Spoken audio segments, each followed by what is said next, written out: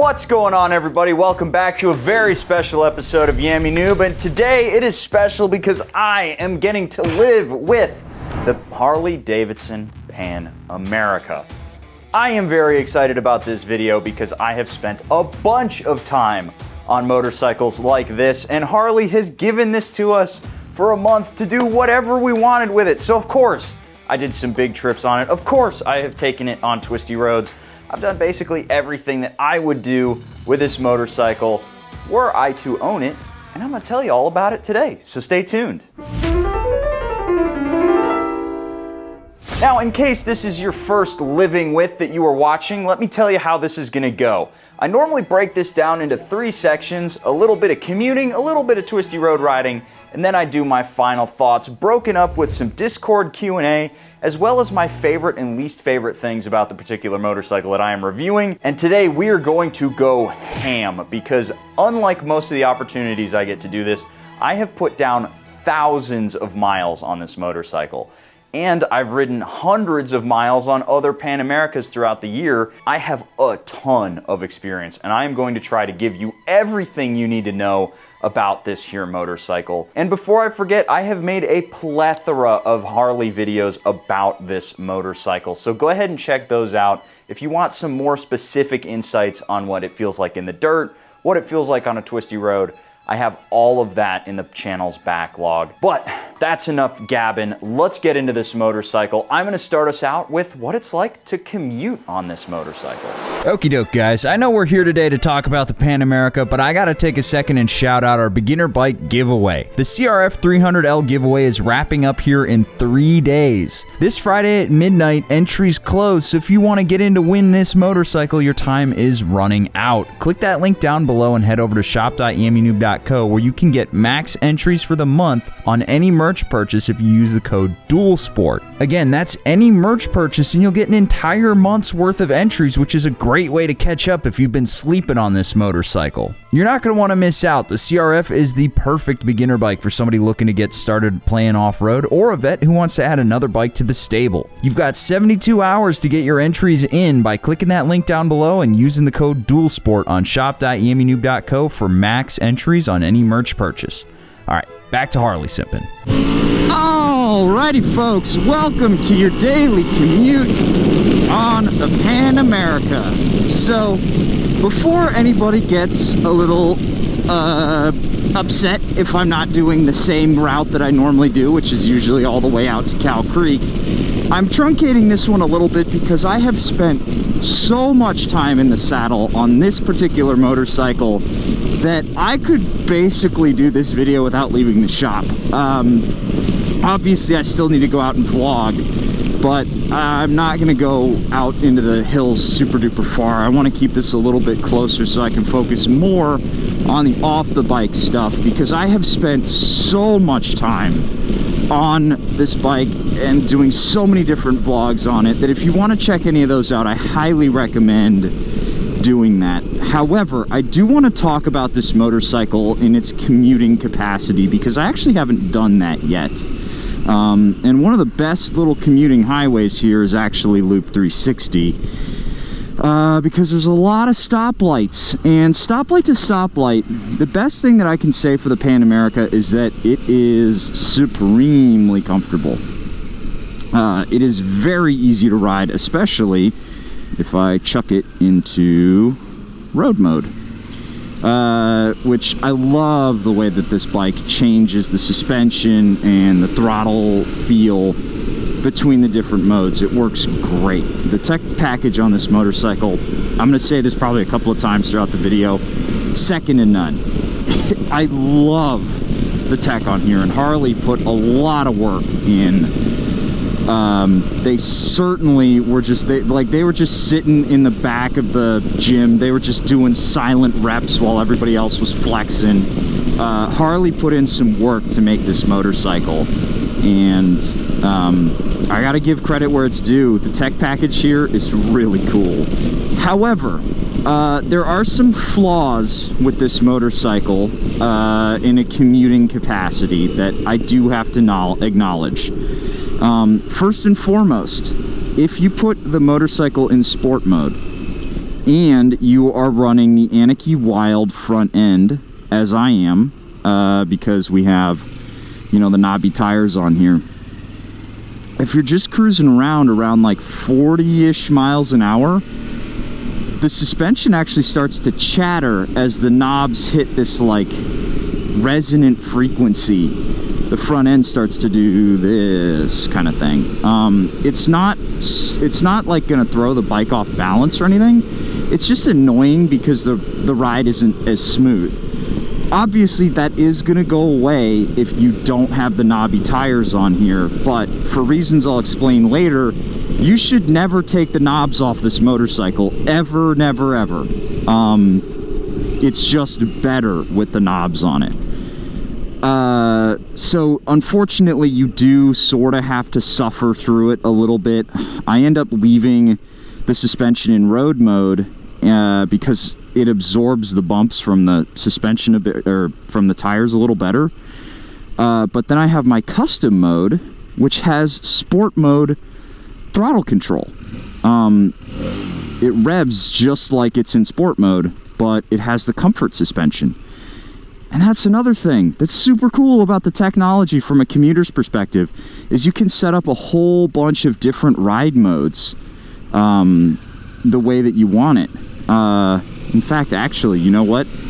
I have A mode here set up because I haven't changed it back from when I was doing my long ride. This is actually the rain mode throttle, which still has a lot of gusto, I'm not gonna lie. I mean, it'll still party in rain mode, which is really funny. But it also still has the comfort suspension. When you come to a stop, you can change all that stuff. But back to the commuting aspect of this motorcycle. Seat is really comfortable. The bars are a little bit weird if you're just sitting down. The bars are a bit odd. They have a weird reach, like, so I'm sitting straight upright and the seat's in the upper spot, and my arms are basically completely straight to reach to the bars. Now, admittedly, if I had the tall boy bars on here, which cruise control, cruise on, there we go. It would be like here. I still wouldn't have a bend in my arms though. It would be here. This is a lot of Harleys though. A lot of Harleys ride like this where you have straight arms. I will acknowledge that the reason why the bars are so long is because you're meant to ride this motorcycle like this. You're meant to be stood up, putting your weight forward or weight backwards. The bar setup on this motorcycle is designed, the ergonomics package is designed for you to take this off-road, and Harley means it. So unfortunately, it does suffer a little bit as a commuter. One thing that we're not dealing with so much, but that you will deal with if you are going stoplight to stoplight, is the heat. The Pan America gets hot. This isn't just your average, this isn't your grandpa's Harley here. This motorcycle is putting down 150 horsepower, 94 foot-pounds of torque. This big old 1250 gets toasty. If you're wearing boots that don't ventilate, you're basically just going to be sweating your feet off if you're not moving. The Pan Am is a very hot motorcycle. I would argue that all adventure touring motorcycles are very hot motorcycles except for the BMW, because the BMW's freaking heads are out here and stuff. The Harley's warm, but kind of adventure touring bikes generally are warm, so what you gonna do? Other than that, this motorcycle's very amenable for the daily ride because you can adjust the seat, you can adjust the windshield, you can adjust the handlebar position a little bit. It's a very adjustable ride, and the ride height device makes it so that if you're a little bit shorter, you're fine. However, on the windscreen, last thing I'll say in this segment, the windscreen, if you're my height, it doesn't work. I'm sorry, Harley, this is not tall enough. You're gonna need to put a taller windscreen on. I have it in the highest position right now, which actually isn't the farthest sweep. I'll show you more of this in the shop, but in the position that it is in the highest spot, and it doesn't do it for me. I need another inch or two in height. if I want this to clear my head. Bit of a bummer, but I mean, I haven't ridden a stock motorcycle with a stock windshield that works for my height. I'm just too tall for the average windscreen. However, if I drop the seat, it does fit a little bit better because I lower the seat by like an inch, so it can help a little bit. Now, let's get, oh yeah, this road is real bumpy. Let me go into the soft suspension, off-road suspension. Yeah, there we go. Super smooth now. Now, let's get this motorcycle back in the shop. And I wanted to dive into more of my favorite and least favorite things on this motorcycle. And this is going to be detailed because, again, I have spent so much time on this motorcycle that I have really developed some solid opinions as to what's good, what's bad, and what desperately needs an improvement in Gen 2. So let's get back to the shop and start thinking a little bit about the good, the bad, and the ugly. Now, diving right in with some of my favorite things on this motorcycle, perhaps my favorite thing is this 1252cc V-twin that they have in here.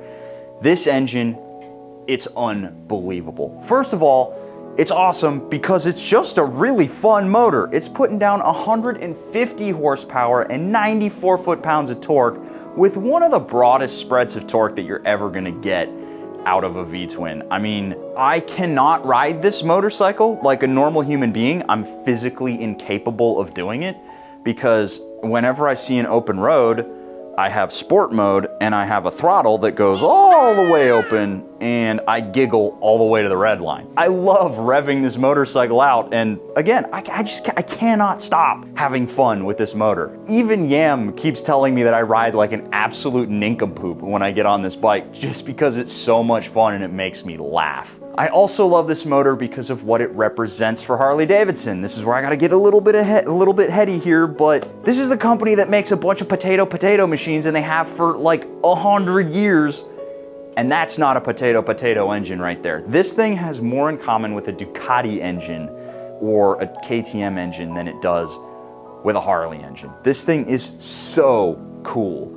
And I really hope that a bunch of the old pirates get on this motorcycle and they can experience what the new Harley Davidson is all about. Because this motor right here, it's gonna change some minds. I mean, it doesn't sound like a Harley engine. It sounds like a Ducati. It sounds like a KTM. It's so cool, and it really means that there's some other stuff going on in Milwaukee. Plus, I would be remiss to mention, while we're talking about Ducati, no valve adjustments here. You got the hydraulic lifters, so you never have to worry about getting your valves serviced on this here motorcycle. That's really cool because you get to spend more time riding and less money wrenching. Now, something that I don't love, and I mentioned this earlier, that windscreen, it sucks. I'm sorry, Harley, it just does suck. It's not a great windshield.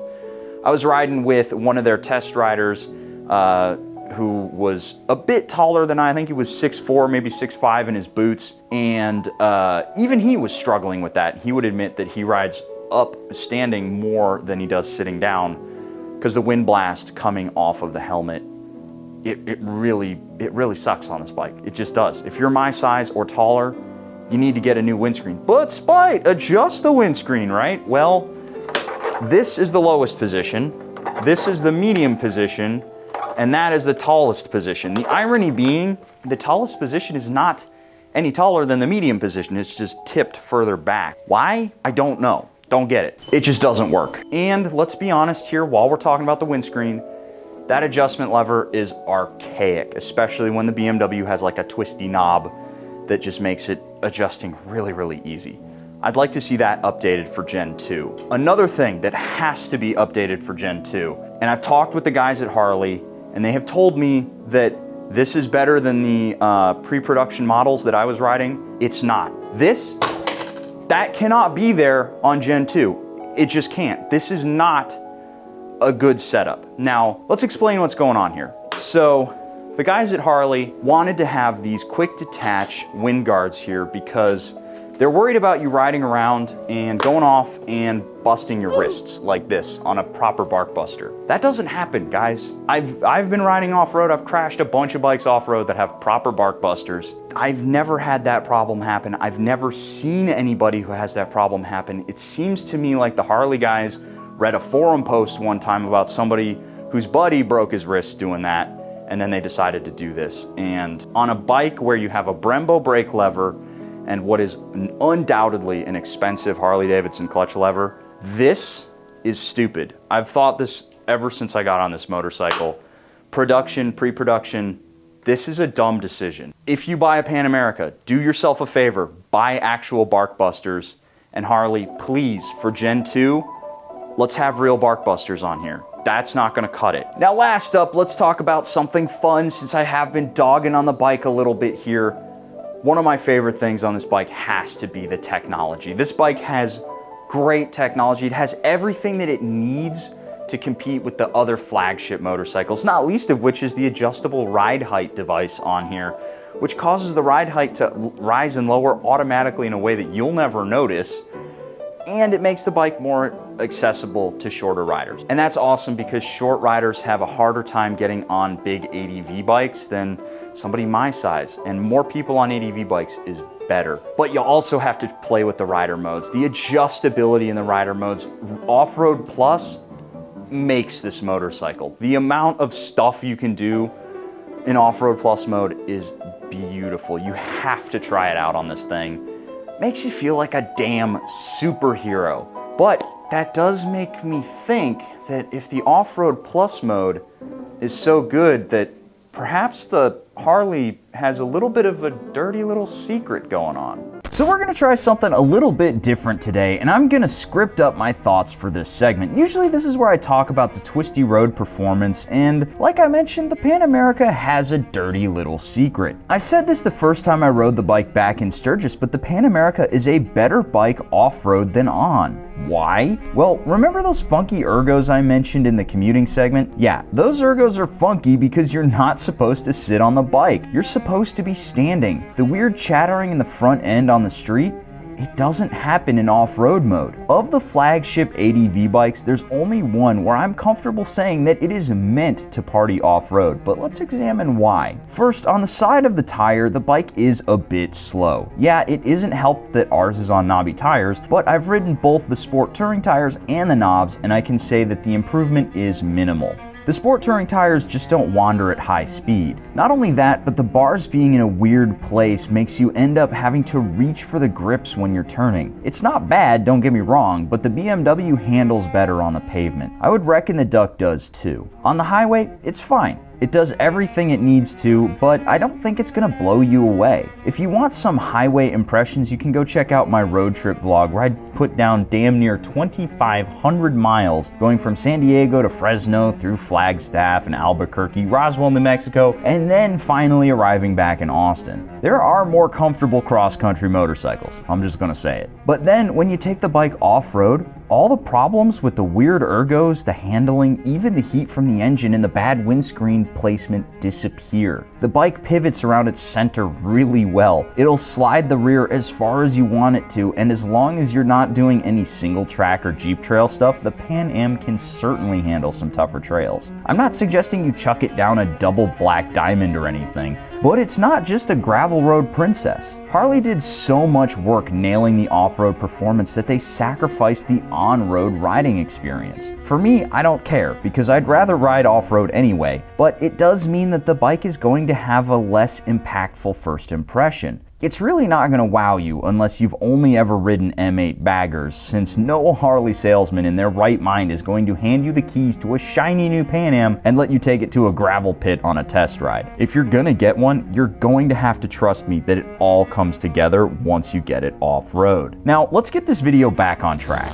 Now this is my favorite part of these living withs, and it is the Q&A session. I always love answering the Discord questions because some of them are silly, some of them are memes, some of them are insightful, and hopefully we're gonna clear the air on these motorcycles. It's always a lot of fun too for me to see what people think about these bikes here that I'm riding around. And if you would like to ask me questions on a future living with, Feel free to join the Discord by clicking that link down below, going to yammynoob.co and get yourself signed up.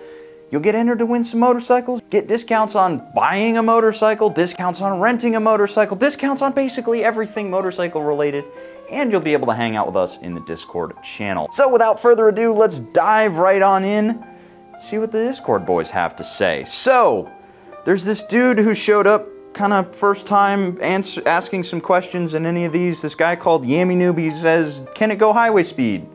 Yes, it absolutely can go highway speed. I did 2,500 miles at highway speed. He also asks, is a Tenere 700 better? Yeah, probably.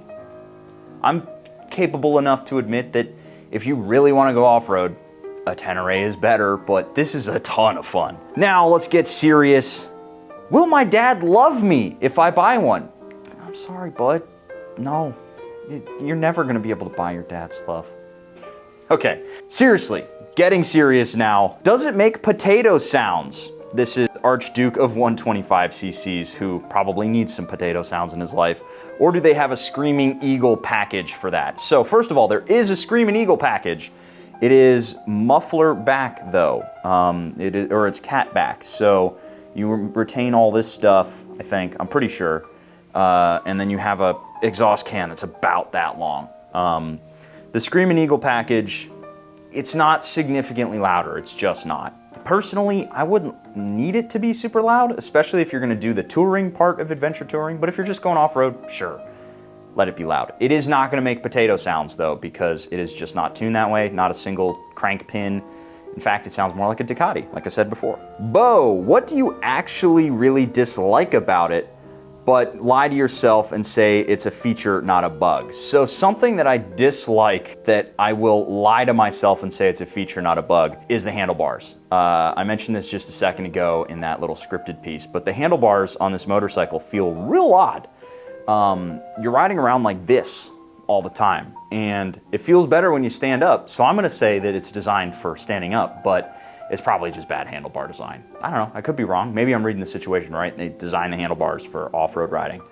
Another thing that annoys me is you cannot see the cruise control buttons. You just need to know where they are. So that's a bit of a bummer. Captain Destructo, how well does it handle if I throw some road tires on it supermoto style? Having a set of wheels for the road and having one for off-road. Okay, this, I can't believe I forgot it in my last segment. This is one of the things that blows my mind that Harley did this, and I cannot stand that they did this. You have to go get this motorcycle remapped for the road tires. You can't just put road tires on here and it works normally. Like, they have different tire profiles on the bike, they have different electronically limited top speeds. Like with this, it limits out at like 110. Maybe like 105, I don't remember. I've definitely felt it, and it's artificial as hell. You know the bike has more power. And in order to put road tires on it, you have to take it to a dealership to get it tuned. I don't know if they've changed that, and if they have, I'm willing to admit that I'm wrong here.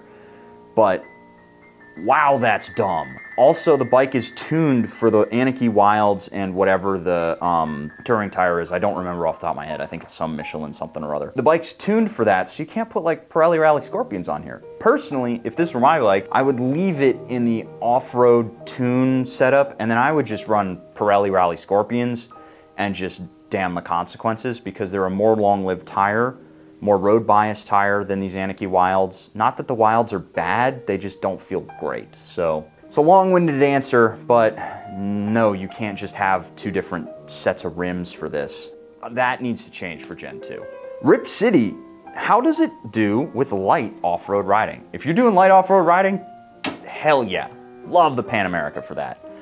Especially like flowy gravel roads, like if you've got county roads in your area that aren't paved, the Pan America destroys that stuff. It eats it up. It loves it.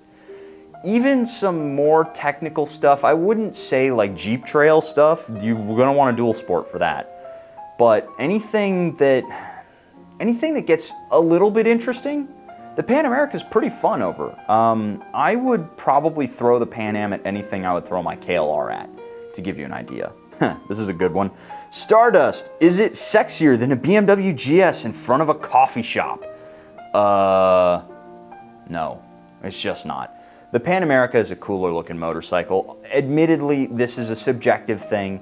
I really enjoy the look of the Pan America, and personally, my favorite colorway is this blue. I adore this blue. It looks so cool. I really thought the orange was it, and then I saw it in person. I was like, this is good. And then I was like, you know what? If I was gonna buy one, I'd buy it in black. And then I rode this one, and I was like, no, dude, if I'm gonna buy a Pan America, I want it in this blue. I love this blue here. Squid Ceviche asks, would you still ride your KLR after all this time on the Pan Am, or are you eager to get back on your donkey and bash some trails on it? Good question. I still think that the KLR is the bike for me right now.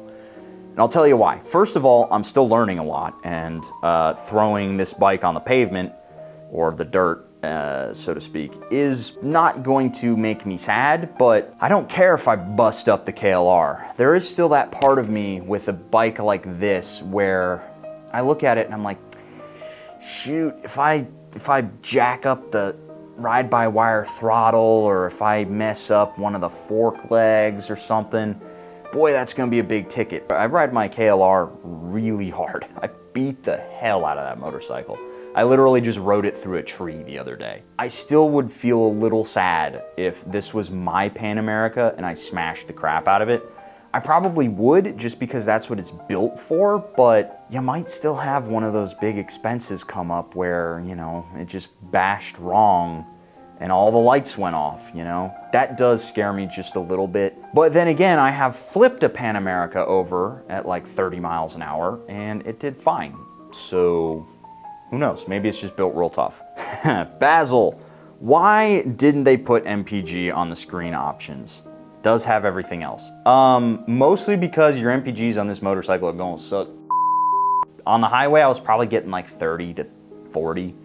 Mostly because of the Anarchy Wilds, mostly because of this. You ride this, at least I ride this motorcycle like an absolute squid. So you're going to not have great gas mileage. I get about 220 miles to a tank, probably thereabouts, when I'm just cruising on the highway. That's not great, I'm not gonna lie, but it's not bad. This is a good one. Matthew, since you have ridden both the HD and the R1250 GSA now, how does the quality of construction compare? These two are priced nearly the same. Forget the features. How do the fasteners, attachments, touch points, levers, accessories feel? Okay, lot to cover there. The dashboard on the GS, way better. Best TFT dashboard I've ever felt on a motorcycle, ever seen on a motorcycle, goes to the R1250 GS. I'm, again, comfortable enough to admit that. The clusters, they feel about the same, honestly. The clusters are pretty solid on the Pan America. The touch points are nice. I will admit that on this motorcycle, it does feel a little first generation, shall we say. A lot of this stuff is just like, okay, we've done the testing with a couple of riders, with our house test riders. Now we need to get it out to the public, watch them abuse and destroy it, and then we'll come back for Gen 2 and figure out how to make it better. So I think that what we're looking at here is a very solid first attempt. You gotta remember the GS has been built since the 80s, so lots and lots of time to develop there. And you know, the Germans, they love to sit there and make everything better, even if it costs $1,000 more. So there's a lot of lineage that the Pan America has to catch up on, but it doesn't feel bad by comparison. Vince82, can you jump it? If yes, how tall of an obstacle? Quarter, can of beer, gallon of milk, monster truck. Can I jump it? No, absolutely not. I am not gonna jump this motorcycle. You kidding me? This thing's huge. But people do jump it. I actually have boosted it on accident one time. That was interesting. It did well, it did fine. It did better than I would have expected because I whiskey throttled it over a whoop and it was like, whoa, I'm in the air. And then it landed and I was like, okay, this was fine. Then I just kind of rode it out. It scared the hell out of me though, because this thing's so huge. That being said, it is smaller than a lot of the other motorcycles, so it's a little bit more manageable. Now, rounding us out, we've got a good question that I wanted to touch on. JDA77, after your trip from California, would you prefer to tour on a Pan America or another Harley like an Ultra? Okay, so Would I tour on the Pan America again? Yes, absolutely I would. However, there are some flaws with this as a touring motorcycle. First of all, the windscreen. Not a big fan of the windscreen. Second of all, on the knobs, which we talked about earlier, I would keep the knobs and I would just run Prowley Rally Scorpions, see how they do. It's not great on the highway on the knobs. It's not these, this Anarchy Wild isn't particularly long-lived. I would wager, let's see, I put about 1,000, 1,500 miles on this one. We'd probably get another 1,000 to 1,500 depending on how we rode it, based on the knob life that I'm seeing here. So these Anarchy Wilds aren't particularly long-lived on a bike like this. It's a little rough to tour on these. However, if you do go through the process of getting it tuned for the like sport touring rubber, you'll be fine. It'll work fine. Again, it just blows my mind that you have to go to the dealership to get that done. Why? Why can't it just be a menu option, Harley? Give me the option to just have the like menu set up and then be like, if you switch this, you acknowledge blah, blah, blah. We're not responsible. That just makes more sense to me. So, I mean, I think Ducati does that with all their race modes. It's like, yeah, you're selecting race mode. If you crash the bike, don't come crying to us. That's how it should be on this motorcycle. But hey, first generation teething problems. Now, let's start finalizing my thoughts on this motorcycle because I can sit here and talk all damn day about the Pan America. So what can I say about the Harley Davidson Pan America that I have not said already? You guys already know that this is one of my favorite, if not my favorite motorcycle rolling around on the road today. And while I'm willing to acknowledge a lot of the flaws on here, I still have to sit back and be like, whoa, the Milwaukee 8 company built this. The Cruiser company built this motorcycle. And I think part of the reason why I love it so much is because of what it represents for the brand. It was a meteoric leap forward. It was something that I fully expected them to whiff at their first at bat, because this is such a hard thing to get right. It's so hard, and let's face it, Harley has not stuck the landing on every project they've taken out. It's no shade on them, it's just, you know, they sometimes take on projects that are outside their wheelhouse, trying to upgrade some of their bikes. Like the V-Rod was a neat project, but it didn't resonate with a lot of people because it was so different. And, you know, the Sportster line, it's really cool, but it doesn't bring in modern motorcyclists. This was something so different from traditional Harley that I was fully expecting them to definitely have some issues, let's say. And let's be real, the bike is not without its flaws. The bike has some first round teething problems. The electronics are a little bit weird, where it will get stuck in a cycle where you push the starter and it, you know, goes through half a stroke, and then it needs to like basically restart itself, and then it goes through the full stroke. It does some weird stuff, and there are some general flaws with the package as a whole that, you know, can't be put down to electronics packages. The ergonomics on the street, they're a little bit strange. I have to go to a full reach to the bars, or I need to be riding it like this so that I have a nice bend in my elbows, and that can be uncomfortable. A lot of times I'll catch myself trying to duck down under the windscreen, which means that I'm riding with my neck like all scrunched down into my back, and that's really uncomfortable. Sometimes the tech is a little bit wonky, like it'll throw itself into limp mode for no reason, or it'll throw little error codes for no reason if you turn the bike on and off and on and off again lots of times in a row. It'll do weird things, and there are people out there who have had some serious flaws with their Pan Americas. They've either been, they've had weird shielding issues where they've had EM frequencies mess with the harness and stuff. There have been flaws with this motorcycle. However, it's their first at bat with something like this, and I would argue that the sum outweigh the parts. You know, this thing is so much better than any one part of its riding experience. I don't think anybody thought that this bike was going to be as close to as good as it is, you know? And obviously, big Harley simp on the channel. I love Harley Davidsons. I love the Sportster. I'd love to own a Dyna. You know, I want a big, stupid black Harley cruiser that makes a bunch of potato sounds. But this Harley Davidson right here is what's going to get the next generation of riders excited. And we talked about it on the Yamcast. There's a 975 RA, which is the model designation for this. There's an RA 965, which I think the future's really bright for this platform. And again, it's so damn cool. I absolutely love riding around on this motorcycle. It gets me excited. I ride it like an absolute hooligan because the throttle feel is so much fun. Listening to this bike growl through the gears is so much fun. I adore this bike. And while it is a flawed thing, I think it's a little bit, there's definitely a diamond in the rough here, for sure.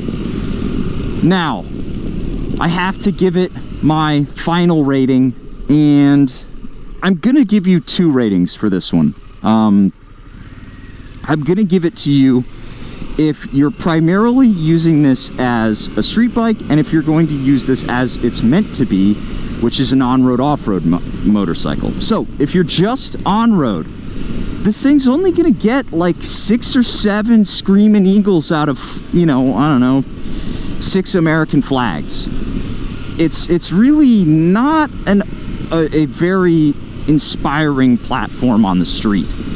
However, if you start taking it off-road and you really start playing with the modes and you go out and have fun the way Harley Davidson intended you to do it with this motorcycle, I'm gonna go ahead and give this bike like 9 screeching seagulls out of, let's give it 8 American flags. I mean, this thing's great, guys. It's really a great motorcycle. It is a ton of fun, and I cannot wait to see what Harley has up their sleeve. Because, and for those of you who've stuck around to the end here, I'll reveal a little nugget. Whenever I talk with my guys over at Harley, whenever I talk to them, they keep telling me it's an exciting time to be at Harley Davidson. And maybe I'm reading into it because I'm so desperate for something else to just scratch the itch. Maybe I'm just desperate for it. But to me, that means that we're gonna see the 975 Pan America. We're going to see some other earth-shattering motorcycles out of Harley that come out of left field. I'm not going to go ahead and say we're going to see the Bronx in the next couple of years because I can't. I don't know what's going on there. But it wouldn't surprise me if in the next year or two, who knows, maybe that middleweight naked bike comes out from Milwaukee, and count me in. If we see that, count me in. Alrighty guys, I hope you enjoyed this Living With episode here. This one was a lot of fun for me to put in, and I put a lot of work into this one. A lot of miles went in, a lot of thought went into this thing. So let me know down below what you guys think of the Pan America, and big shout out to Harley Davidson for giving us this motorcycle for a month. I have had so much fun with this bike. Would absolutely love to walk out and see one of these in my driveway. That would make me very, very happy. And hopefully one of these bikes can make you guys happy as well if it shows up in your driveway. With that being said, I'm gonna call it a day, guys. Thanks for watching, and I'll catch you guys in the next episode of Yammy Noob.